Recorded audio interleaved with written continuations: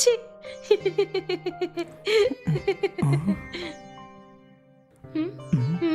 এত হেসে হেসে কার সঙ্গে কথা বলছো? সত্যি কি? হে, সত্যি বলছো?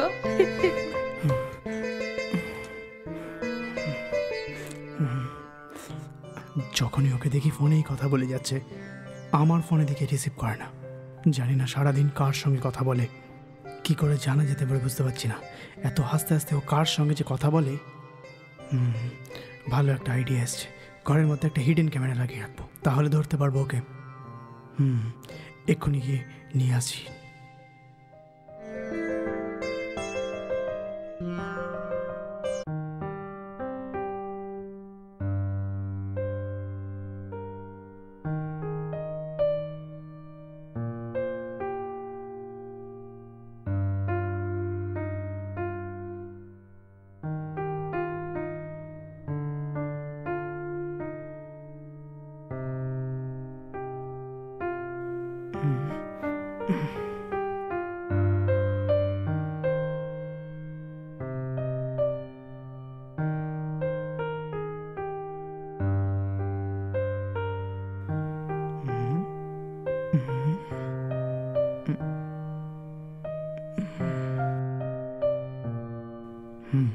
এটাই সঠিক সময়।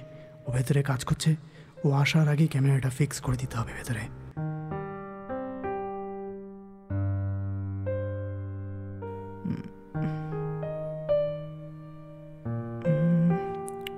কোথায় ফিক্স করা যায়?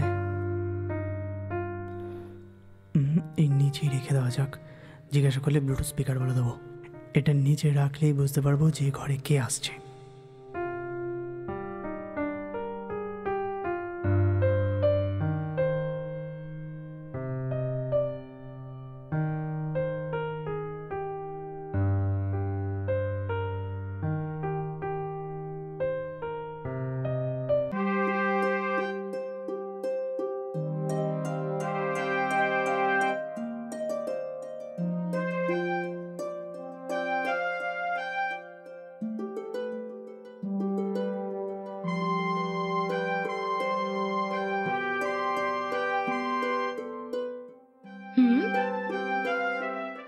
এটা কি?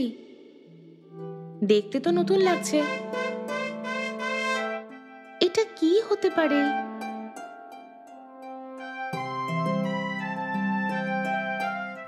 ওগো, এটা কি?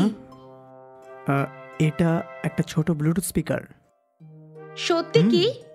না, এটা তো দেখতে ক্যামেরা লাগছে আমার। আরে না, এটা তো স্পিকারই। তুমি কি ভাবছো এটা আমি জানি না নাকি? তুমি যেমন বলছো এটা স্পিকার নয়, এটা হিডেন ক্যামেরা। হ্যাঁ, কি বললে? এটা হিডেন ক্যামেরা তুমি কি করে বুঝলে? এটা কোনো বড় ব্যাপার নাকি? এরকম অনেক ক্যামেরা আমি ইউটিউবে দেখেছি। এটা বলো, তুমি এটা না জেনে বেডরুমে রেখেছো নাকি জেনে বুঝেই বেডরুমে রাখলে? দিব্যি করে বলো, তুমি এই ক্যামেরাটাকে জেনে বুঝেই বেডরুমে রাখলে না? আরে বেডরুমে এরকম ক্যামেরা রাখার কি দরকার ছিল? ও, তোমার আমার ওপর একটুও ভরসা নেই না? আমার চরিত্রের উপর সন্দেহ করে তুমি এই ক্যামেরাটাকে বেডরুমে রেখেছো। কেন, ঠিক বললাম না? আমায় ক্ষমা করো কৃষ্ণা, তোমাকে যখনই ফোন করি তোমার ফোন বিজি পাই। এই জন্য আমি তুমি কার সঙ্গে কথা বলছো বোঝার জন্য এই ক্যামেরাটা বেডরুমে রেখেছিলাম। এইসব কি? যদি আমাকে জিজ্ঞেস করতে হয় তো সামনে এসে আমাকে জিজ্ঞেস করো। সেই সব ছেড়ে বেডরুমে ক্যামেরা রাখার কথা এরকম ভাবলে কি করে তুমি? তোমার সন্দেহ আমি ভুল পথে চলছি, সেটাই না? কিন্তু আমি এরকম নিচে নামবো সেটা তুমি ভাবলেই বা কি করে? তোমাকে যখনই ফোন করি তোমার ফোন সবসময় বিজি থাকে, এই জন্য। ফোনে আর কার সঙ্গে কথা বলবো? বন্ধুদের সঙ্গে, আত্মীয় পরিজন, চেনা পরিচিত লোকের সঙ্গেই না। এত ছোট ব্যাপারের জন্য নিজের স্ত্রীকে সন্দেহ করবে? এটা কি গো? এরপর কখনো এইরকমের কোনো সন্দেহ আমার উপর করবে না। যদি তোমার এই স্বভাব তুমি বদলাতে না পারো তাহলে আমি তোমার সঙ্গে থাকবো না। সরি কৃষ্ণা, ভুল হয়ে গেছে আমার। I really very sorry. আমায় মাফ করে দাও কৃষ্ণা। এটা যেখান থেকে এনেছো সেখানেই ফেরত দিয়ে এসো।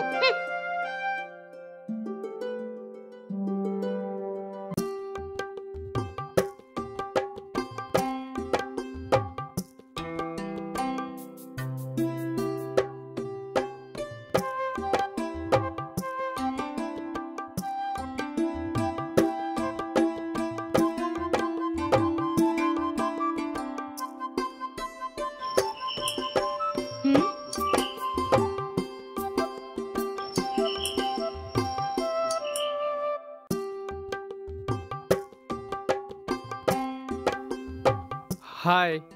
হে, তুমি মূর্তি না? হ্যাঁ হ্যাঁ, আমি সেটা। তুমি ঠিক আছো তো? হ্যাঁ, আমি ঠিক আছি। ভেতরে এসো না, অনেক মাস হয়ে গেছে তুমি আসোনি। ভেতরে এসো।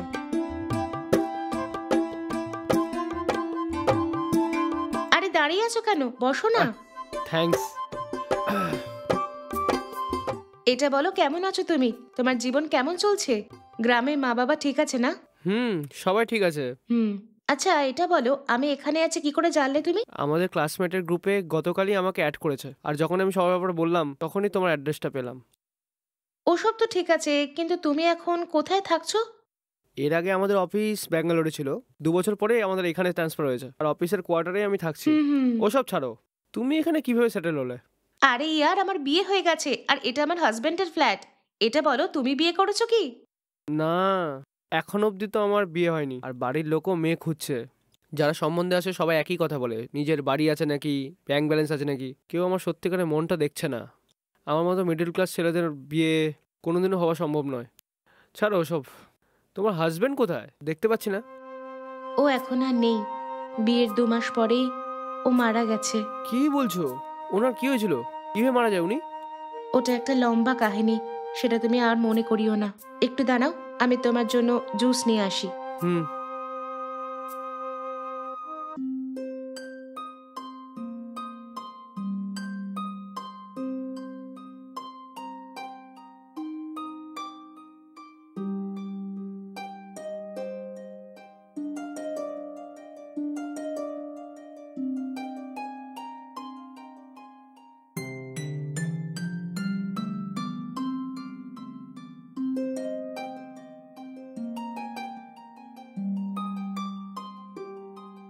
এই নাও। থ্যাঙ্কস।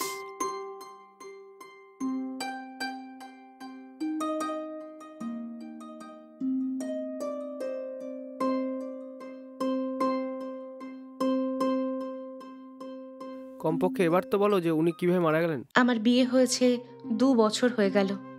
আমার স্বামী একটু বয়স্ক ছিল, আর তার শরীর সবসময় খারাপ থাকতো।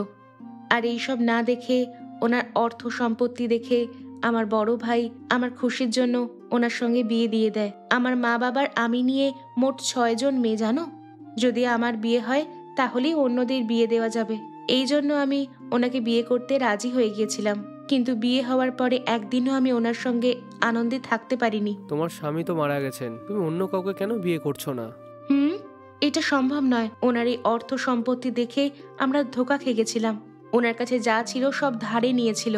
উনি যত ধার নিয়েছিলেন সব ধার আমি আর আমার ভাই আস্তে আস্তে শোধ করছি। এখন আমার ভাই আমার অবলম্বন।